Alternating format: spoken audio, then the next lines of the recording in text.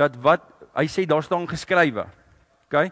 So kom ek sê vir die vyand vanoggend wat vir jou wil sê dat sekere sonde nog alright is. Ek gaan vir jou 'n paar verse gee in God se woord wat sê in Romeine 8 vers 7, omdat wat vlees is bedink vyandskap teen God is.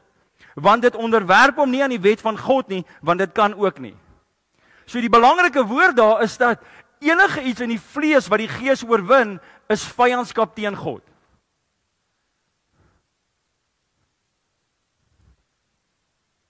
Wil jy God se vyand wees? Ek vra net gou. Divan, wil jy?